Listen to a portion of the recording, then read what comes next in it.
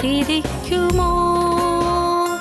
എന്നെ മാത്രം കണ്ടു സ്വർഗം വിട്ടവൻ എനിക്കായി കരുതാതിരിക്കുമോ?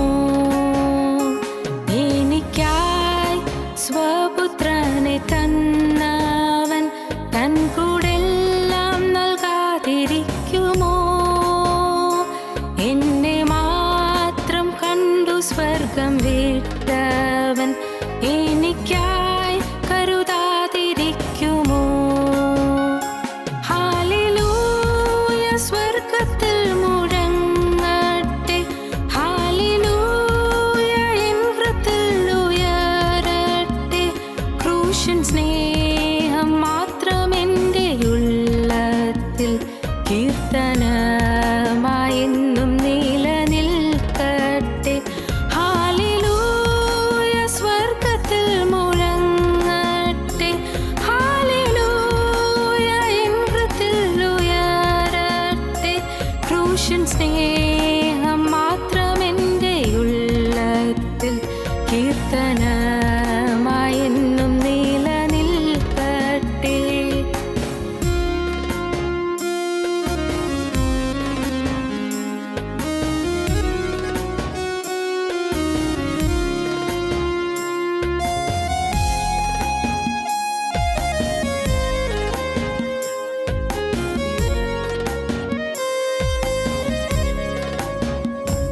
എൻ പേർക്കായി യാഗമൃഗമായവൻ എൻ്റെ കണ്ണീർ കാണാതിരിക്കുമോ? എല്ലാവരാലും ഒറ്റപ്പെട്ട കുഞ്ഞാടു കാണവരെ ഉയർത്താതിരിക്കുമോ? എൻ പേർക്കായി യാഗമൃഗമായവൻ എൻ്റെ കണ്ണീർ കാണാതിരിക്കുമോ? എല്ലാവരാലും ഒറ്റപ്പെട്ട കുഞ്ഞാടു താണവരെ ഉയർത്താതിരിക്കുമോ? ഹല്ലേലൂയ സ്വർഗ്ഗത്തിൽ മുഴങ്ങട്ടെ, ഹല്ലേലൂയ എൻ ഹൃദയത്തിൽ ഉയരട്ടെ. ക്രൂശൻ സ്നേഹം മാത്രം എൻ്റെ ഉള്ളത്തിൽ കീർത്തനമായെന്നും നിലനിൽക്കട്ടെ. ഹല്ലേലൂയ സ്വർഗ്ഗത്തിൽ മുഴങ്ങട്ടെ, ഹല്ലേലൂയ എൻ ഹൃദയത്തിൽ ഉയരട്ടെ. ക്രൂശൻ സ്നേഹം മാത്രം എൻ്റെ ഉള്ളത്തിൽ കീർത്തനമായെന്നും നിലനിൽക്കട്ടെ. ഞങ്ങളും ക്രൂശിക്കപ്പെട്ട ക്രിസ്തുവിനെ പ്രസംഗിക്കുന്നു. ദൈവ തിരുനാമത്തിന് മഹത്വം ഉണ്ടാകട്ടെ. വെളിപ്പാട് പുസ്തകം 22-ാം അധ്യായം 10-ാം വാക്യം മുതൽ അവൻ പിന്നെയും എന്നോട് പറഞ്ഞത്, സമയം അടുത്തിരിക്കിയാൽ ഈ പുസ്തകത്തിലെ പ്രവചനം മുദ്രയിടരുത്. അനീതി ചെയ്യുന്നവൻ ഇനിയും അനീതി ചെയ്യട്ടെ, അഴുക്കുള്ളവൻ ഇനിയും അഴുക്കാടട്ടെ. നീതിമാൻ ഇനിയും നീതി ചെയ്യട്ടെ, വിശുദ്ധൻ ഇനിയും തന്നെ വിശുദ്ധീകരിക്കട്ടെ. ഇതാ ഞാൻ വേഗം വരുന്നു. ഓരോരുത്തന് അവനവൻ്റെ പ്രവർത്തിക്ക് തക്കവണ്ണം കൊടുപ്പാൻ പ്രതിഫലം എൻ്റെ പക്കലുണ്ട്. ഞാൻ അൽഫയും ഓമേഗയും, ഒന്നാമനും ഒടുക്കത്തവനും, ആദിയും അന്തവുമാകുന്നു. ജീവൻ്റെ വൃക്ഷത്തിൽ തങ്ങൾക്ക് അധികാരമുണ്ടാകേണ്ടതിനും ഗോപുരങ്ങളിൽ കൂടി നഗരത്തിൽ കടക്കേണ്ടതിനും തങ്ങളുടെ വസ്ത്രം അലക്കുന്നവർ ഭാഗ്യവാന്മാർ. നായ്ക്കളും ക്ഷുദ്രക്കാരും ദുർനടപ്പുകാരും കൊലപാതകന്മാരും ബിംബാരാധികളും ഭോഷ്കിൽ പ്രിയപ്പെടുകയും അതിനെ പ്രവർത്തിക്കുകയും ചെയ്യുന്ന ഏവനും പുറത്തു തന്നെ. ഇതാ ഞാൻ വേഗം വരുന്നു. ഓരോരുത്തനും അവനവൻ്റെ പ്രവർത്തിക്ക് തക്കവണ്ണം കൊടുപ്പാൻ പ്രതിഫലം എൻ്റെ പക്കലുണ്ട്. പ്രതിഫലം എൻ്റെ പക്കലുണ്ട് എന്ന് കൽപ്പിച്ച നമ്മുടെ കരുണയുള്ള കർത്താവ് ഒടുവിലത്തെ പുസ്തകത്തിൻ്റെ ഒടുവിലത്തെ അധ്യായത്തിൽ പ്രതിഫലവുമായി വരുന്നതിനെക്കുറിച്ച് നമുക്ക് വ്യക്തമായ വാഗ്ദത്തം നൽകിയിരിക്കുകയാണ്. വെളിപ്പാട് പുസ്തകത്തിൻ്റെ ഒടുവിലത്തെ അധ്യായത്തിൻ്റെ ഒടുവിലത്തെ വാക്യങ്ങളിൽ നാം കാണുന്നുണ്ട്. 1 അവസാനത്തെ വാഗ്ദത്തം, 2 അവസാനത്തെ പ്രാർത്ഥന, 3 അവസാനത്തെ കരുതൽ. എന്താണത്? അവസാനത്തെ പ്രാർത്ഥന, അവസാനത്തെ വാഗ്ദത്തം. അവസാനത്തെ വാഗ്ദത്തം, അതേ ഞാൻ വേഗം വരുന്നു എന്ന് കർത്താവ് അരുളി ചെയ്യുന്നു. ദ ലാസ്റ്റ് പ്രോമിസ്, അതേ ഞാൻ വേഗം വരുന്നു. ഒടുവിലത്തെ വാഗ്ദത്തം അതാണ്, വേഗം വരുന്നു എന്ന്.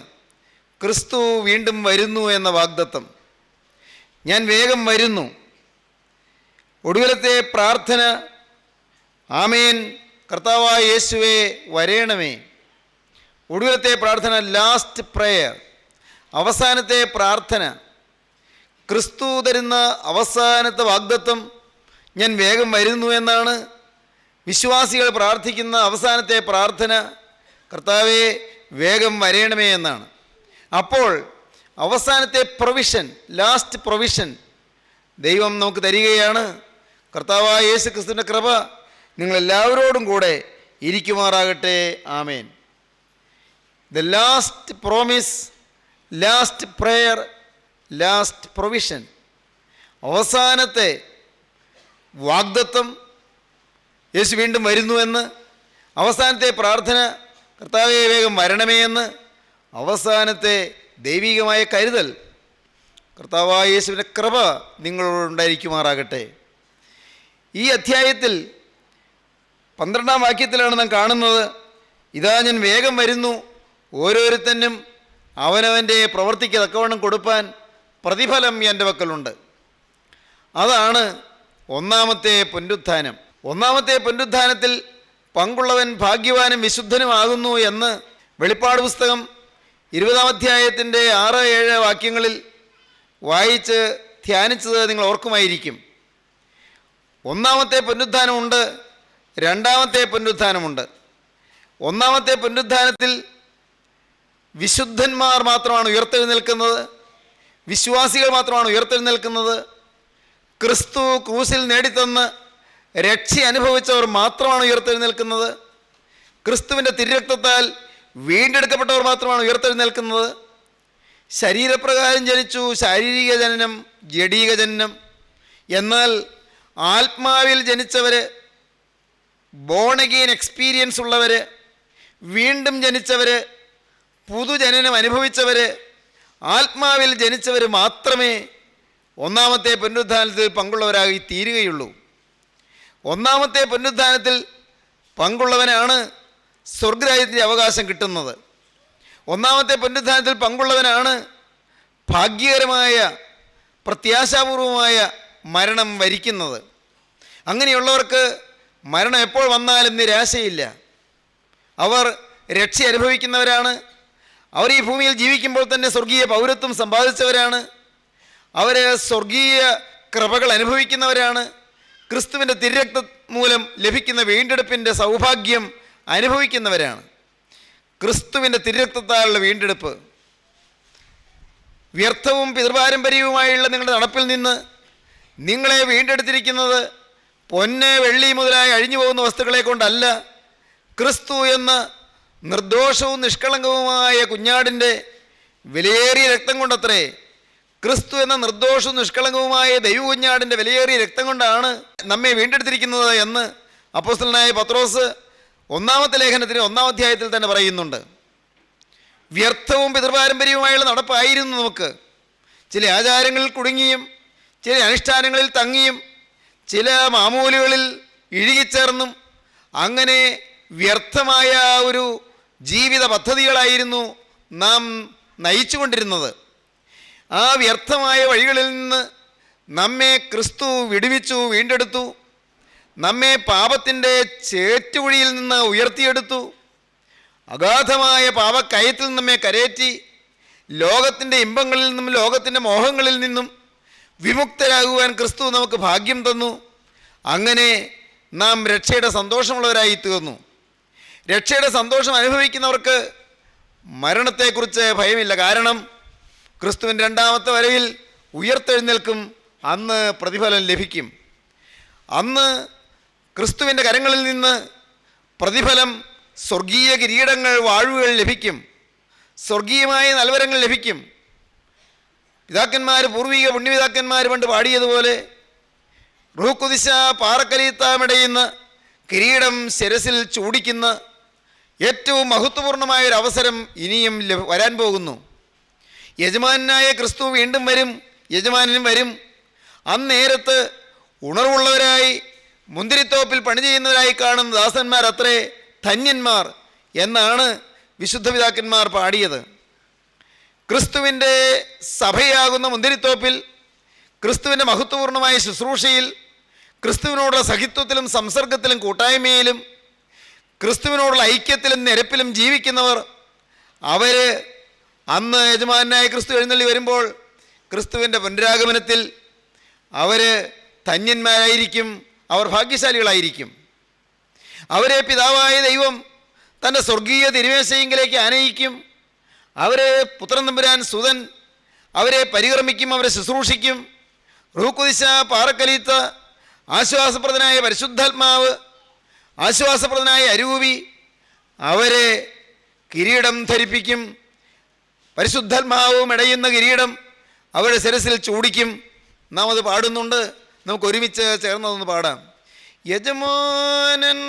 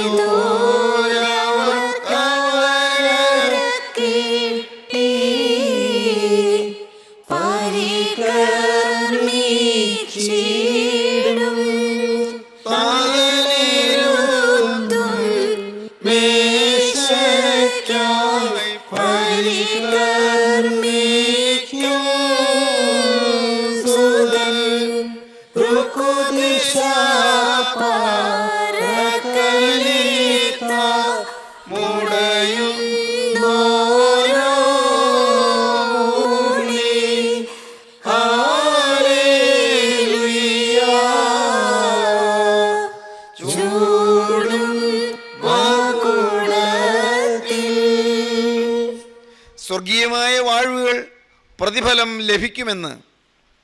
ഇതുതന്നെയാണ് പഴയ നിയമത്തിൽ ദാനിയേൽ പ്രവാചകൻ പറയുന്നത്. ദാനിയേൽ പ്രവാചകൻ്റെ പുസ്തകം ഒടുവിലത്തെ അധ്യായത്തിൻ്റെ ഒടുവിലത്തെ വാക്യം. ദാനിയേൽ പ്രവാചകൻ്റെ പുസ്തകം 12-ാം അധ്യായം 13-ാം വാക്യം അങ്ങനെ പറയും. നാം വായിക്കുന്നു, നീയോ അവസാനം വരുവോളം പൊയ്ക്കൊള്ളുക, നീ വിശ്രമിച്ച് കാലാവസാനത്തിങ്കൽ നിന്റെ ഓഹരി ലഭിപ്പാൻ എഴുന്നേറ്റ് വരും. സ്വർഗത്തിലെ ദൈവം പ്രവാചക ശ്രേഷ്ഠനായ ദാനിയേലിനോട് പറയുകയാണ്, നിത്യനായ ദൈവത്തിൻ്റെ തിരുവചനം ലഭിച്ച് സ്വർഗീയമായ കൃപകൾ അനുഭവിച്ച, ദൈവത്തിൻ്റെ പരിശുദ്ധ ശുശ്രൂഷ ചെയ്ത ദൈവപുരുഷനോട് ദൈവം പറയുകയാണ്, മകനെ, നീ മരണം വഴിയായി തൽക്കാലം വിശ്രമിക്കൂ. നീ അന്തിമ വിശ്രമത്തിലേക്ക് നീ പൊയ്ക്കൊള്ളൂ. എന്നാൽ നീ വിശ്രമിച്ച് കുറെ കാലം കഴിയുമ്പോൾ കാലത്തിൻ്റെ പൂർണ്ണതയിൽ, കാലത്തിൻ്റെ തികവിൽ, ലോകത്തിൻ്റെ അവസാനത്തിൽ നീ ഇനിയും ഉയർത്തെഴുന്നേറ്റ് വരും. അന്ന് നിനക്ക് തരുവാൻ ഞാൻ ഇന്നേ ഒരു ഓഹരി കരുതിയിട്ടുണ്ട്. നിനക്ക് വേണ്ടി ഞാനൊരു ഷെയർ കരുതിയിട്ടുണ്ട്. നിനക്ക് വേണ്ടി ഞാൻ അവകാശം കരുതിയിട്ടുണ്ട്. ഇപ്പോഴോ ദാനിയേലേ, നീ അവസാനം വരുവോളം പൊയ്ക്കൊള്ളുക, നീ വിശ്രമിച്ച് കാലാവസാനത്തിങ്കൽ നിന്റെ ഓഹരി ലഭിപ്പാൻ എഴുന്നേറ്റ് വരും. ഒരു ഓഹരി കരുതിയിട്ടുണ്ടെന്നാണ് ദൈവം പറയുന്നത്. പ്രത്യാശയാണ്, ദൈവവൈതലിൻ്റെ പ്രത്യാശയാണ്, നിരാശയില്ല. അയ്യോ മരണം വരുമല്ലോ, അയ്യോ രോഗം വന്നല്ലോ, ഭയപ്പാടില്ല. ഏത് സമയത്ത് കടന്നുപോയാലും ദൈവസന്നിധിയിലേക്ക് ചെല്ലുമെന്നുള്ള ഉറപ്പ്. എപ്പോൾ ഈ ഭൂമിയിൽ നിന്ന് മാറ്റപ്പെട്ടാലും ക്രിസ്തുവിൻ്റെ സന്നിധാനത്തിൽ ഞാൻ ചെന്നു ചേരും എന്നുള്ളതായ ധൈര്യം, അതാണ് പ്രത്യാശ. കാരണം ക്രിസ്തു എൻ്റെ ഹൃദയത്തിൽ വാഴുന്നു എന്നുള്ള ഉറപ്പ്, അതൊരനുഭവമാണ്.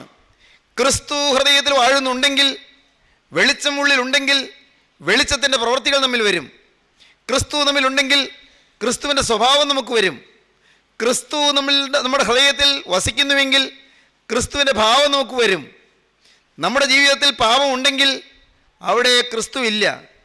പൈശൂന്യവും വഴക്കും ദുഷ്ടതയും ക്രൗര്യവും കുൽസിത മാർഗങ്ങളും വളഞ്ഞ വഴികളും ഇന്നും നമ്മുടെ ഹൃദയത്തിലുണ്ടെങ്കിൽ അവിടെ ക്രിസ്തു ഇല്ല. സൂത്രവും കൗശലവും വഞ്ചനയും ചതിവും വ്യാജവും ഭോഷ്കും നമ്മുടെ ജീവിതത്തിൽ ഉണ്ടെങ്കിൽ ക്രിസ്തു അവിടെ ഇല്ല. നീരസവും കയ്പും മുഷിച്ചിലും പരിശുദ്ധയും ഇഷ്ടക്കേടും വൈരാഗ്യവും പകയും വിദ്വേഷവും പ്രതികാരചിന്തയും സ്വാർത്ഥതയും അഹന്തയും നമ്മുടെ ഹൃദയത്തിലുണ്ടെങ്കിൽ അവിടെ ക്രിസ്തു ഇല്ല. ക്രിസ്തു ഹൃദയത്തിലുണ്ടെങ്കിൽ പ്രിയപ്പെട്ടവരെ നമുക്ക് പ്രത്യാശയാണ്. ഏണസ്റ്റ് ഹെമിംഗ്വേ എന്ന് പറയുന്ന ഒരു നല്ല സാഹിത്യകാരനുണ്ടായിരുന്നു, ഏണസ്റ്റ് ഹെമിംഗ്വേ. അദ്ദേഹം എഴുതിയൊരു പുസ്തകമുണ്ട്, പ്രസിദ്ധമാണത്. മലയാളത്തിലുണ്ടത് കിഴവനും കടലും, the old man and the sea. പ്രസിദ്ധമായൊരു നോവലാണ് the old man and the sea. കിഴവനും കടലും എന്നാണ് അത് തർജ്ജമ ചെയ്തിരിക്കുന്നത്. ഈ പുസ്തകം എഴുതിയ ഏണസ്റ്റ് ഹെമിംഗ്വേ ധനികനായിരുന്നു, വലിയ സമ്പന്നനായിരുന്നു, വലിയ ബുദ്ധിജീവിയായിരുന്നു, മഹാജ്ഞാനിയായിരുന്നു. അദ്ദേഹം ഒരു വലിയ ധൈര്യശാലിയായിരുന്നു. പതിവിൽ കവിഞ്ഞുള്ള അസാധാരണമായ അനന്യസാധാരണമായ ധൈര്യം ഉണ്ടായിരുന്നു അദ്ദേഹത്തിന്. എന്നാൽ 1961 അദ്ദേഹത്തെ ഏതോ ഒരു രോഗത്തിന് പരിശോധിച്ച ഡോക്ടർ ഒരു സത്യം തുറന്നു പറഞ്ഞു, നിങ്ങൾക്ക് ക്യാൻസർ രോഗമാണ്. ക്യാൻസർ രോഗമാണെന്ന് അറിഞ്ഞ ഏണസ്റ്റ് ഹെമിംഗ്വേ, ആ വിസ്തൃതനായ സാഹിത്യകാരൻ, വളരെ നിരാശനായിപ്പോയി. വളരെ നിരാശനായി. മാരകമായ രോഗമാണെന്ന് മനസ്സിലായി, നിരാശയിലായി.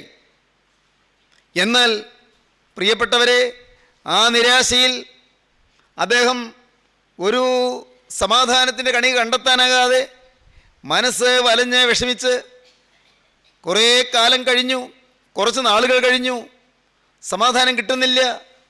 ഹൃദയത്തിൽ ദുഃഖം ഏറിയേറി വരുന്നു. എല്ലാം വിട്ടു പോകുന്നല്ലോ എന്നുള്ള ചിന്ത അദ്ദേഹത്തെ അലട്ടി. അദ്ദേഹം ആ അസ്വസ്ഥതയിലും അസമാധാനത്തിലും മനസ്സ് നീറി പുകഞ്ഞ് അദ്ദേഹം ആത്മഹത്യ ചെയ്തു. വിസ്തൃതനായ സാഹിത്യകാരൻ ആത്മഹത്യ ചെയ്തു, ഏണസ്റ്റ് ഹെമിംഗ്വേ. എന്തുകൊണ്ടാണ് അങ്ങനെ ചെയ്യേണ്ടി വന്നത്? പ്രത്യാശയില്ല ജീവിതത്തിൽ. ഇന്ന് അനേകർ ഭൗതികമായ കടത്തിൻ്റെ പെരുപ്പം കൊണ്ട് ആത്മഹത്യ ചെയ്യുന്നു, ചില ഊരാക്കുരുക്കളിൽ പെട്ടതുകൊണ്ട് ആത്മഹത്യ ചെയ്യുന്നു, ദുരിതങ്ങളിലും രോഗങ്ങളിലും വലയുന്നതുകൊണ്ട് ആത്മഹത്യ ചെയ്യുന്നു, കുടുംബശാന്തിയും കുടുംബ സമാധാനവും കിട്ടാത്തതുകൊണ്ട് ആത്മഹത്യ ചെയ്യുന്നു. ആത്മഹത്യാ പ്രവണത ക്രിസ്തു ഹൃദയത്തിൽ ഇല്ലാത്തത് കൊണ്ടാണ്. ആത്മഹത്യ അതിനുവേണ്ടിയുള്ളതായ ആഗ്രഹം വരുന്നത് പോലും പ്രത്യാശയില്ലാത്തത് കൊണ്ടാണ്. മരണാനന്തരം ഒരു ജീവിതമുണ്ടെന്നും ആ ജീവിതം അത് നിത്യതയാണ് എന്നും നിത്യതയിൽ ക്രിസ്തു എനിക്ക് വേണ്ടി ഒരു ഓഹരി കരുതിയിട്ടുണ്ട് എന്നും നിത്യസ്വർഗത്തിൻ്റെ ആ പരിശുദ്ധമായ അവകാശം എനിക്ക് ദൈവം കരുതി വച്ചിട്ടുണ്ടെന്നും ഉറപ്പുള്ള ഒരു ദൈവവൈതലിന് ഒരിക്കലും നിരാശയില്ല. സഹോദരങ്ങളെ, ദാനിയേലിനോട് ദൈവം പറയുകയാണ്, നീയോ ദാനിയേലേ അവസാനം വരുവോളം പൊയ്ക്കൊള്ളുക. നീയും വിശ്രമിച്ച് കാലാവസാനത്തിങ്കൽ നിൻ്റെ ഓഹരി ലഭിപ്പാൻ എഴുന്നേറ്റ് വരും. നീ ഉത്ഥാനം ചെയ്യും, നീ ഉയർത്തെഴുന്നേൽക്കും. ഒന്നാമത്തെ പുനരുത്ഥാനം. അതുതന്നെ ഇതേ അധ്യായത്തിൽ 12-ാം അധ്യായത്തിൽ ദാനിയേൽ പ്രവാചകൻ പറയും, 12-ാം അധ്യായത്തിൻ്റെ 2-ാം വാക്യം, നിലത്തിലെ പൊടിയിൽ നിദ്ര കൊള്ളുന്നവരിൽ പലരും ചിലർ നിത്യജീവനായും ചിലർ ലജ്ജയ്ക്കും നിത്യ നിന്ദയ്ക്കുമായും ഉണരും. നിലത്തിലെ പൊടിയിൽ നിദ്ര കൊള്ളുന്നവരിൽ ചിലർ നിത്യജീവന് വേണ്ടി ഉയർത്തെഴുന്നേൽക്കും, വേറെ ചിലർ നിത്യ നിന്ദയ്ക്ക് വേണ്ടി ഉയർത്തെഴുന്നേൽക്കും. നിത്യജീവന് വേണ്ടി ഉയർത്തെഴുന്നേൽക്കുന്നത് ഒന്നാമത്തെ പുനരുത്ഥാനം, നിത്യ നിന്ദയ്ക്ക് നിത്യ ലജ്ജയ്ക്ക് വേണ്ടി ഉയർത്തെഴുന്നേൽക്കുന്നത് 2-ാമത്തെ പുനരുത്ഥാനം. സഹോദരങ്ങളെ, ബൈബിൾ വ്യക്തമായി പറഞ്ഞു തരുന്നു. തെസ്സലോനിക്കർക്ക് എഴുതിയ 2-ാമത്തെ ലേഖനത്തിൻ്റെ ആദ്യ ഭാഗത്ത് അപ്പോസ്തലനായ പൗലോസിനെ കുറിച്ച് പറയുന്നുണ്ട്. തെസ്സലോനിക്കർക്ക് എഴുതിയ 2-ാമത്തെ ലേഖനം 1-ാം അധ്യായം വ്യക്തമായിട്ടാണ് തരുന്നത്. 6-ാം വാക്യം. കർത്താവായ യേശു തൻ്റെ ശക്തിയുള്ള ദൂതന്മാരുമായി സ്വർഗത്തിൽ നിന്ന് അഗ്നിജ്വാലയിൽ പ്രത്യക്ഷനായി ദൈവത്തെ അറിയാത്തവർക്കും നമ്മുടെ കർത്താവായ യേശുവിൻ്റെ സുവിശേഷം അനുസരിക്കാത്തവർക്കും പ്രതികാരം കൊടുക്കുമ്പോൾ നിങ്ങളെ പീഡിപ്പിക്കുന്നവർക്ക് പീഡയും പീഡ അനുഭവിക്കുന്ന നിങ്ങൾക്ക് ഞങ്ങളോടുകൂടി ആശ്വാസവും പകരം നൽകുന്നത് ദൈവസന്നിധിയിൽ നീതിയല്ലോ. ക്രിസ്തുവിൻ്റെ രണ്ടാമത്തെ വരവിൽ ആശ്വാസം ലഭിക്കുന്നത് ആർക്കാണ്? ക്രിസ്തുവിൻ്റെ രണ്ടാമത്തെ വരവിൽ പീഡ അനുഭവിക്കുന്നവർക്ക് ആശ്വാസം ലഭിക്കുന്നത്.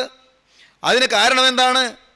അവർ ഇവിടെ പീഡ അനുഭവിച്ചുകൊണ്ട് കഴിയുമ്പോഴും നിന്ദയും കഷ്ടവും ദുരിതവുമായി വലയുമ്പോഴും യാതനകളേറ്റ് പിടയുമ്പോഴും ആളുകൾ ആക്ഷേപിക്കുകയും പരിഹസിക്കുകയും നിന്ദിക്കുകയും ഒറ്റപ്പെടുത്തുകയും ചെയ്യുമ്പോഴും എല്ലാവിധത്തിലുള്ളതായ പീഡകളിലൂടെ ജീവിതം തള്ളി നീക്കേണ്ടി വരുമ്പോഴും അവർ നിരാശരല്ല. കാരണം അവർക്ക് വേണ്ടി വലിയൊരു സന്തോഷം ഒരുക്കി വെച്ചിരിക്കുന്നു, വലിയൊരു സൗഭാഗ്യം ഒരുക്കി വെച്ചിരിക്കുന്നു. അതാണ് പറഞ്ഞത്, യേശുവിൻ്റെ സുവിശേഷം അനുസരിക്കുന്ന നിങ്ങൾക്ക് ആശ്വാസം ദൈവം പകരം തരുമെന്ന്. എന്നാൽ രണ്ടാമത്തെ പുനരുദ്ധാനത്തിൽ പങ്കുള്ളവർക്ക് എന്താണ് കിട്ടുന്നത്? അവർക്ക് കർത്താവായ യേശു തൻ്റെ ശക്തിയുള്ള ദൂതന്മാരുമായി സ്വർഗത്തിൽ നിന്ന് അഗ്നിജ്വാലയിൽ പ്രത്യക്ഷനായി ദൈവത്തെ അറിയാത്തവർക്കും നമ്മുടെ കർത്താവായ യേശുവിൻ്റെ സുവിശേഷം അനുസരിക്കാത്തവർക്കും പ്രതികാരം കൊടുക്കുമ്പോൾ വലിയ ശിക്ഷ വരും. അത് പിന്നൊരവസരത്തിൽ പറയാം. രണ്ടാമത്തെ പുനരുദ്ധാനത്തിന് അതിൽ പങ്കാളികളായവർക്ക് വരുന്നതായ കഠോരമായ ശിക്ഷാവിധിയെക്കുറിച്ച്, അവർക്ക് വരുന്നതായ ന്യായവിധിയെക്കുറിച്ച്. ഒന്നാമത്തെ പുനരുദ്ധാനത്തിൽ പങ്കുള്ളവർക്ക് ആശ്വാസം ലഭിക്കുന്നു. ഇവിടെ അവർ കഷ്ടതകൾ സഹിക്കുന്നു, ഇവിടെ ദുരിതങ്ങൾ ഏറ്റുവാങ്ങുന്നു, ഇവിടെ പീഡകൾ ഏൽക്കുന്നു, ഇവിടെ യാതനകൾ ഏൽക്കുന്നു, ഇവിടെ സകലരും അവരെ നിരസിക്കുകയും തിരസ്കരിക്കുകയും ചെയ്യുന്നു, സകലരും അവരെ പരിഹസിക്കുന്നു, സ്വന്തപ്പെട്ടവർ പോലും അവരെ തള്ളിക്കളയുന്നു. എല്ലാ വിധത്തിലും യാതനകളും ദുരിതങ്ങളുമായി വലയേണ്ടി വരുന്നു. ആക്ഷേപങ്ങളും പരിഹാസങ്ങളും അസ്ത്രം പോലെ ഏറ്റുവാങ്ങേണ്ടി വരുന്നു. എന്നാൽ പ്രിയപ്പെട്ടവരെ, അവർക്ക് ആശ്വാസം ലഭിക്കുമെന്നാണ് പറഞ്ഞത്. അതിനെക്കുറിച്ചാണ് തിരുവചനം വ്യക്തമായി പിന്നെയും പറയുന്നു. കൊരിന്ത്യർക്ക് എഴുതിയ രണ്ടാമത്തെ ലേഖനം 5-ാം അധ്യായം 10-ാം വാക്യത്തിൽ അപ്പോസ്തലനായ പൗലോസ് പറയും, ഓരോരുത്തൻ അവനവൻ ശരീരത്തിലിരിക്കുമ്പോൾ ചെയ്തത് നല്ലതാകലും തീയതാകലും അതിന് തക്കവണ്ണം പ്രാപിക്കേണ്ടതിന്. നന്മയ്ക്ക് അതിന് തക്ക പ്രതിഫലം കിട്ടും, തിന്മയ്ക്ക് അതിന് തക്ക പ്രതികാരം കിട്ടും. അവനവൻ ശരീരത്തിലിരിക്കുമ്പോൾ ചെയ്തത് നല്ലതാകലും തീയതാകലും അതിന് തക്കവണ്ണം പ്രാപിക്കേണ്ടതിന് നാം എല്ലാവരും ക്രിസ്തുവിൻ്റെ ന്യായാസനത്തിന് മുമ്പാകെ വെളിപ്പെടേണ്ടതാകുന്നു. ഒന്നാമത്തെ പുനരുദ്ധാനം അത് കഴിഞ്ഞ് ഒരു ന്യായാസനത്തിന് മുമ്പാകെ വിശുദ്ധന്മാർ വെളിപ്പെടും. അന്നവർക്ക് കിരീടങ്ങൾ പങ്കുവയ്ക്കും, അന്നവർക്ക് കിരീടങ്ങൾ കൊടുക്കും. തേജസ്സിൻ്റെ കിരീടം പ്രാപിക്കും, ഓടാത്ത കിരീടം പ്രാപിക്കും, പ്രശംസാ കിരീടം പ്രാപിക്കും, നീതിയും കിരീടം പ്രാപിക്കും. തിരുവചനത്തിൽ അനേകം കിരീടങ്ങളെക്കുറിച്ച് പറയുന്നുണ്ട്. പ്രതിഫലം ലഭിക്കുന്ന നല്ല നാളുകൾ. സഹോദരങ്ങളെ, ഇന്ന് ഈ വാക്കുകൾ നിങ്ങൾ കേട്ടുകൊണ്ടിരിക്കുമ്പോൾ അല്പനേരം നിങ്ങൾ ശാന്തമായി നിങ്ങളുടെ ജീവിതത്തിലേക്ക് നോക്കൂ. കർത്താവേ, ഒന്നാമത്തെ പുനരുദ്ധാനത്തിൽ എനിക്ക് പങ്ക് ലഭിക്കുമോ? ഇന്ന് ഈ ഭൂമിയിൽ ജീവിക്കുമ്പോൾ ക്രിസ്തു ഒരുക്കിയിരിക്കുന്ന അവകാശത്തിന് ഞാൻ പങ്കാളിയാകുമോ? കർത്താവേ, ഇന്ന് ഈ ഭൂമിയിൽ ജീവിച്ചിരിക്കുമ്പോൾ തന്നെ ആ അവകാശത്തിൻ്റെ പങ്ക് എനിക്ക് ലഭിച്ചു എന്നുള്ള ഉറപ്പോടുകൂടി ജീവിക്കാൻ എനിക്ക് കഴിയുന്നുണ്ടോ? എൻ്റെ ജീവിതത്തിലെ പാപങ്ങൾ മാറിയോ? എൻ്റെ മേൽ ആധിപത്യം പുലർത്തുന്ന പൈശാചിക ശക്തിയെ എന്നെ വിധ്വംസിച്ച് അകറ്റിയോ? എൻ്റെ ഹൃദയത്തിൽ നിന്ന് ദുഷ്ടനെ ഞാൻ മാറ്റിയോ? ദുഷ്ടചിന്തകൾ എന്നിൽ നിന്ന് മാറിപ്പോയോ? ദുഷിച്ച ആഗ്രഹങ്ങൾ എന്നിൽ നിന്ന് നീങ്ങിപ്പോയോ? എൻ്റെ ലക്ഷ്യം എന്താണ്? ഈ താൽക്കാലിക ജീവിതം സുഖഭോഗങ്ങളിൽ മുഴുകി, സന്തോഷത്തിൻ്റെ സമൃദ്ധിയിലും ജഡികോല്ലാസങ്ങളിലും മുഴുകി, താൽക്കാലിക ഭോഗതൃപ്തിയിൽ രസിച്ച് അങ്ങനെ എൻ്റെ ജീവിതം തീർക്കാനാണോ ഞാൻ ആഗ്രഹിക്കുന്നത്? അതോ നിത്യതയ്ക്ക് വേണ്ടി ഞാൻ ഒരുങ്ങിയോ? ചിന്തിക്കുവോ പ്രിയപ്പെട്ടവരെ, നിത്യജീവൻ്റെ സമാധാന ദേശത്തേക്ക് നമ്മെ ചേർക്കുവാൻ, സ്വർഗീയ ഭൂമിയിലേക്ക് നമ്മെ ചേർക്കുവാൻ കരുണയുള്ള കർത്താവ് കൃപയാൽ നമുക്ക് വേണ്ടി അവിടുന്ന് ക്രൂശിൽ മരിച്ചിരിക്കുന്നു.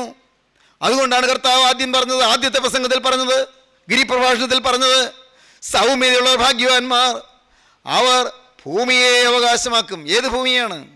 സ്വർഗഭൂമിയെ അവകാശമാക്കും. ഇവിടെ താഴ്മ ധരിക്കുന്നവർ സ്വർഗഭൂമി അവകാശമാക്കും. പ്രിയപ്പെട്ടവരെ, നാം താഴ്മ ധരിച്ചുവോ?